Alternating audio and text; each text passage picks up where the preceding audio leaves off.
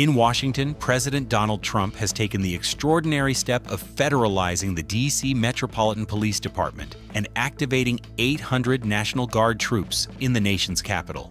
The move, announced at a White House press briefing on Monday, places the city's primary law enforcement agency under direct federal control. The president framed the action as a necessary intervention, declaring it Liberation Day in D.C. He stated the goal was to, in his words, rescue our nation's capital from crime, bloodshed, bedlam, and squalor, and worse. During his announcement, President Trump drew stark comparisons between the crime rate in Washington, D.C. and cities known for high levels of violence, such as Baghdad and Bogota. This federalization is a significant assertion of executive power over the District of Columbia, which operates under a unique system of local governance known as home rule, but ultimately remains under the jurisdiction of Congress. The deployment of the National Guard is intended to supplement the police force in what the administration describes as a targeted effort to restore order and public safety.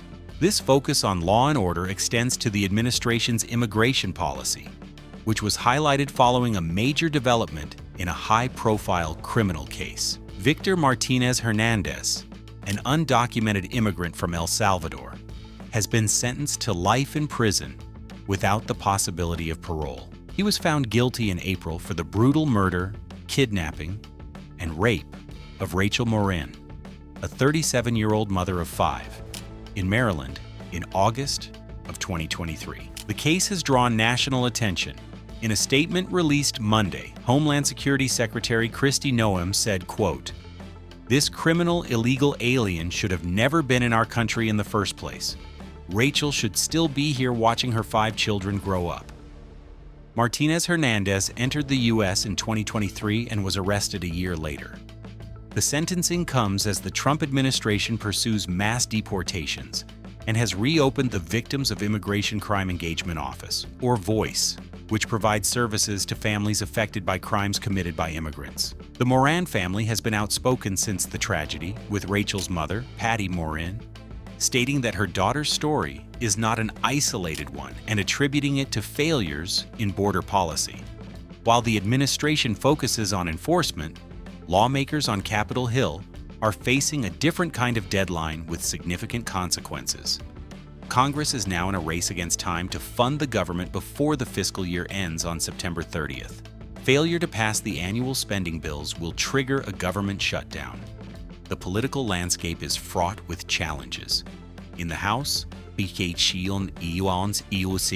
Speaker Mike Johnson is navigating a razor-thin Republican majority where he can afford to lose only a few votes from his own party to pass legislation without Democratic help. The situation is even more complex in the Senate. Republicans hold 53 seats, but they need 60 votes to overcome a filibuster, meaning at least 7 Democrats would have to agree to advance any spending package. This mathematical reality forces a degree of bipartisanship. White House Budget Director Russ Vought has expressed a desire for a more partisan appropriations process. But securing GOP priorities will likely require concessions to Democrats. There is also significant division within the Republican Party itself. Some members of the Conservative Freedom Caucus are suggesting a simple continuation of current funding levels. Since those levels were set when Democrats controlled the Senate, they include Democratic priorities. However, because federal spending typically increases year over year, simply renewing the old budget would represent a de facto spending cut, an outcome these conservatives would favor. This puts Speaker Johnson in a difficult position, as he had promised a different approach to spending after taking the gavel last year. Ultimately, many observers believe that most Republicans will align with whatever plan receives President Trump's endorsement. On the other side of the aisle, Senate Minority Leader Chuck Schumer faces pressure from progressives to demand major concessions in exchange for the Democratic votes needed to avert a shutdown. The entire situation creates a high-stakes legislative battle that will dominate Capitol Hill for the next 6 weeks. As domestic fiscal battles loom, the White House is also navigating complex economic challenges on the world stage. Today, President Trump signed an executive order granting a 90-day extension to the current tariff pause with China. The decision came just hours before the previous temporary agreement was set to expire at midnight. This extension averts, for now, a significant escalation in the trade dispute that could have seen tariffs return to near embargo levels on a wide range of goods.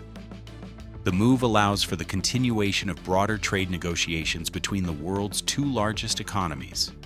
Both Washington and Beijing had signaled a willingness to extend the deadline following a two-day meeting between negotiators in Stockholm in late July. While the extension provides temporary relief and stability for markets, the underlying issues in the U.S.-China trade relationship remain unresolved. The next 90 days will be critical in determining whether the two sides can forge a more permanent agreement, or if they will once again find themselves on the brink of a trade war. And in another area of high-stakes international diplomacy, attention is turning to a critical upcoming summit. President Trump confirmed on Monday that he will meet with Russian President Vladimir Putin on August 15th in Alaska. The primary topic on the agenda is finding a path to end the more than 3-year-long war in Ukraine. The president stated that his goal for the face-to-face talks is to learn the Kremlin's parameters for a potential peace deal.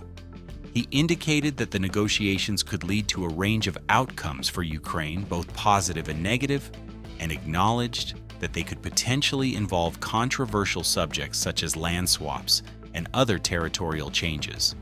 Following his meeting with President Putin, President Trump said he plans to immediately brief Ukrainian President Volodymyr Zelensky and key European leaders on the discussions. This summit is seen as a potential precursor to arranging direct talks between Moscow and Kyiv. The international community will be watching the Alaska meeting closely, as its outcome could fundamentally reshape the conflict and the geopolitical landscape of Eastern Europe.